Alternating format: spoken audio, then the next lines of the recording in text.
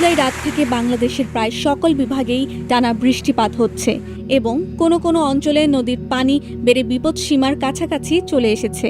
তবে শুধু বাংলাদেশ না, বর্ষার এই মৌসুমে বিশ্বের অনেক স্থানই দেখা দিয়েছে ভয়াবহ বন্যা। বিশেষজ্ঞরা বলছেন, জলবায়ু পরিবর্তনের কারণে দক্ষিণ এশিয়ায় জুন থেকে সেপ্টেম্বর পর্যন্ত বর্ষাকালে বন্যা ও ভূমিধস আরও ভয়াবহ আকার নিচ্ছে। বর্তমানে বন্যায় বিপর্যস্ত অবস্থায় দক্ষিণ এশিয়া।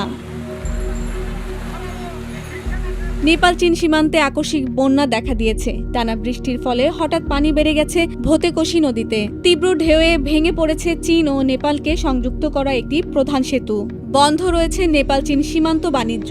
চীন থেকে আমদানি করা পণ্যবাহী কিছু কন্টেইনারও ভাসিয়ে নিয়ে গেছে বন্যার স্রোত। ৮ জুলাইয়ে এই বন্যা ও ভূমিধসে নিহত হয়েছে অন্তত ৮ জন এবং নিখোঁজ ২ ডজনেরও বেশি।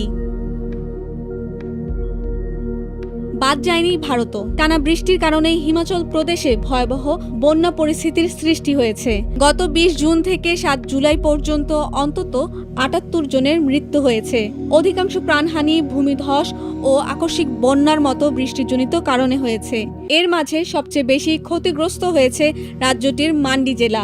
সেখানকার শত শত ঘরবাড়ি, দোকানপাট, ব্রিজ, গোয়ালঘর আকস্মিক বন্যা ও ক্লাউড ব্লাস্টের কারণে ধ্বংস হয়েছে। এছাড়া আকস্মিক বন্যার কবলে যুক্তরাষ্ট্রের নিউ মেক্সিকো। ৮ জুলাই কয়েক মিনিটের মধ্যে নদীর পানি ভয়াবহ গতিতে বৃদ্ধি পায়। বন্যার পানিতে ভেসে গেছে এক বাবা ও ২ সন্তান, যাদের উদ্ধারে কাজ করছে উদ্ধারকারী দল। আকস্মিক এই বন্যায় পুরো একটি বাড়ি ভেসে যাওয়ার দৃশ্য উঠে এসেছে সামাজিক যোগাযোগ মাধ্যমে। বাড়ি ও গাড়িতে আটকা পড়েছে বহু মানুষ। এরই মধ্যে রাজ্যের বেশ কিছু এলাকায় জরুরি অবস্থা ঘোষণা করেছে দেশটির জাতীয় আবহাওয়া পরিষেবা বিভাগ। এছাড়া নদীর কাছের মানুষদের অবিলম্বে উঁচু স্থানে সরে যাওয়ার আহ্বান জানানো হয়েছে এবং বন্যা কবলিত এলাকায় গাড়ি চলাচলের সতর্কতা জারি করা হয়েছে। মৌসুমী বৃষ্টিতে টেক্সাসের গুয়াদালুপে নদীর পানি বেড়ে হঠাৎ দেখা দেয় বন্যা।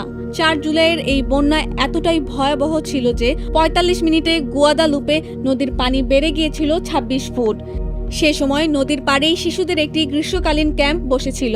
বেশিরভাগ শিশুই ছিল ঘুমিয়ে। বন্যায় ক্যাম্পে অংশ নেওয়া অন্তত ২৭ জন মেয়ে ও তত্ত্বাবধায়ক মারা গেছেন। ৮ জুলাই পর্যন্ত মৃতের সংখ্যা বেড়ে ১০০ ছাড়িয়েছে। এখনও পানির প্রবাহে ভেসে যাওয়া লোকজনকে উদ্ধারের চেষ্টা চালিয়ে যাচ্ছে উদ্ধারকারীরা। আবহাওয়াবিদেরা আরও বন্যা হতে পারে বলে সতর্ক করেছেন। মৃতের সংখ্যা আরও বাড়ার আশঙ্কা করা হচ্ছে। বৃষ্টি অব্যাহত থাকায় উদ্ধার কাজ কঠিন হয়ে পড়েছে। পাকিস্তানে বন্যা দেখা দিয়েছে গত জুন মাসে। প্রায় ১ সপ্তাহে ভারী বৃষ্টি ও আকস্মিক বন্যায় মৃত্যু হয়েছে অন্তত ৭২ জনের। আহত হয়েছেন বেশ কয়েকজন। এ ঘটনায় নিহত হয়েছেন একই পরিবারের ১৩ জন। ২৭ জুন সকালে সোয়াত এলাকায় নদীর ধারে বসে নাস্তা করছিলেন তারা। হঠাৎ ভারী বৃষ্টির কারণে উজানের ঢল ভেসে এলে স্রোতে ভেসে যান তারা। সরকারি ঘোষণায় বলা হয়েছে, স্বাভাবিকের চেয়ে অনেক বেশি বৃষ্টিপাতের কারণে এসব প্রাণহানির ঘটনা ঘটেছে। বিশেষজ্ঞরা বলছেন, জলবায়ু পরিবর্তনের কারণে এই দুর্যোগ আরও বাড়বে। শুধু ২০২৪ সালেই বন্যার কারণে ঘরছাড়া হয়েছেন ১,৯০,০০,০০০ মানুষ। অনেক গ্রাম একেবারে পানিতে তলিয়ে গেছে। তাই বিশেষজ্ঞরা বলছেন, আগেভাগেই মানুষকে সতর্ক করে নিরাপদ স্থানে সরিয়ে নিতে হবে। আর যেসব এলাকায় খুব বেশি ঝুঁকিপূর্ণ সেসব এলাকা থেকে স্থায়ী